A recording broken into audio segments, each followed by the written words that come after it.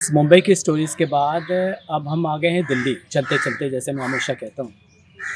हम आपको अब यहाँ की दिल्ली की स्टोरीज़ की सीरीज़ चलेगी। ये पूरे इंडिया का सबसे छोटा प्रदेश है, सबसे छोटा स्टेट है और बात ये है कि ये दिल्ली इतनी बड़ी है कि यहाँ पे कोई आदमी मुझे नहीं लगता कि पूरी दिल्ली को घूम चुका होगा और वो जानता होगा, क्योंकि यहाँ पे आप खो सकते हैं।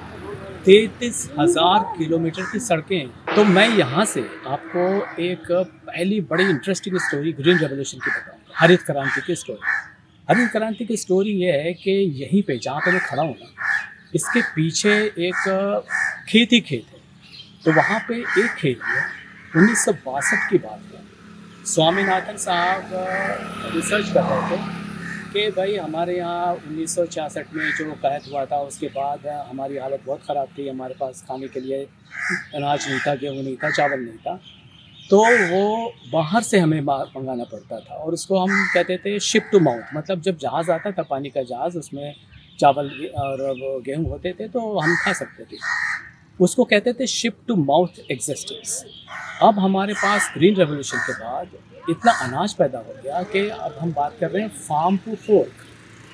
तो मगर ये हुआ कैसे? हुआ यूँ कि स्वामीनाथन साहब रिसर्च कर रहे थे। वो रिसर्च में ये चाहते थे कि वीट की जो फसल है उसकी यील्ड बहुत हो, वो ज़्यादा उसकी पैदावार हो। लेकिन दिक्कत क्या हो रही थी कि जब गेहूँ के पौधे जो हैं, जब उसमें फल लगते थे तो वो टेढ़े हो जाते थे, वो गिर जाते थे।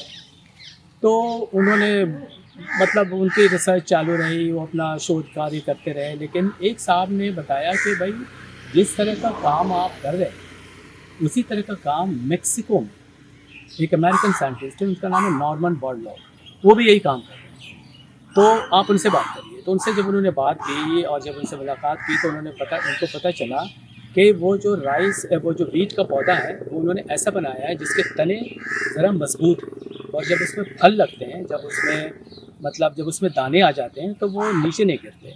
तो वहाँ से 18,000 टन के dwarf wheat high yielding disease resistant seeds मंगाए गए और यहाँ पे जहाँ पे मैं खड़ा हूँ ना, इसी के पीछे 1962 में उसको लगाया गया और ये कहानी लंबी चली, कई साल तक चली। और वो अब आज की तारीख में हम इतना अनाज पैदा कर लेते हैं, 300 मीट्रिक टन हमने तो अनाज पैदा किया अभी पिछले ही साल, और हम दुनिया के थर्ड लार्जेस्ट प्रोड्यूसर हैं वीट में।